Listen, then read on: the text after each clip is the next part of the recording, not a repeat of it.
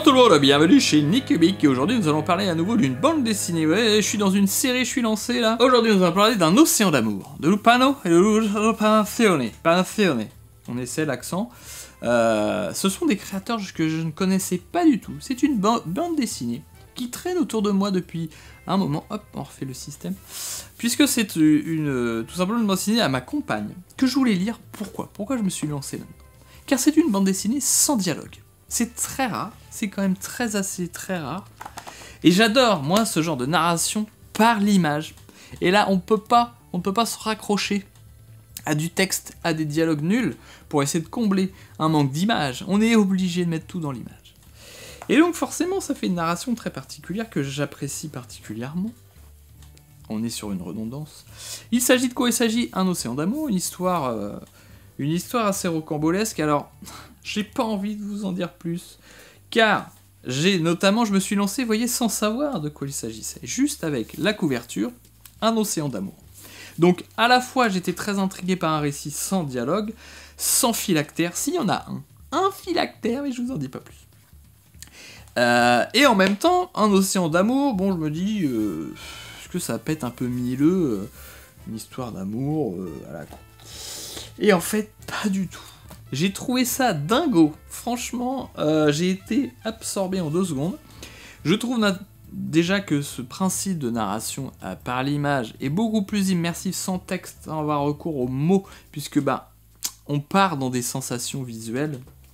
Peut-être tout le monde n'est pas aussi sensible, mais si c'est le cas, ça devrait vous toucher.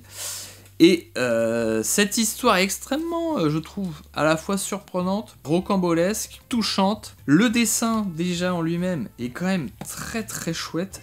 Et je vous parlais il n'y a pas longtemps de Jessica Jones, le comics, où je disais, c'est fait à l'ordinateur, j'aime pas, ça fait plastique. Là, clairement, c'est fait à l'ordinateur. On voit certains effets de texture, on peut reconnaître des outils un peu à la Photoshop, mais ça fait pas du tout plastique ordinateur. Là au contraire, il y a du charme, il y a des textures d'utiliser, une façon de faire la couleur, donc ils se sont répartis, un scénariste et puis dessin couleur, donc c'est peut-être aussi ça. J'avais dû en parler pour la BD New Cherbourg Stories, le fait que le coloriste soit aussi le dessinateur.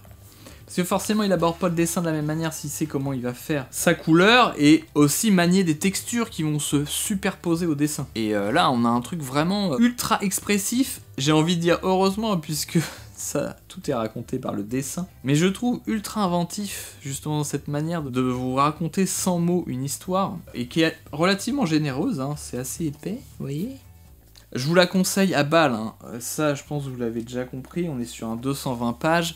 On est sur un 5 étoiles, j'ai adoré, vraiment adoré. Et notamment parce que j'étais surpris, et c'est pour ça que je veux vous garder du mystère au maximum. Point de départ, juste un marin et sa compagne.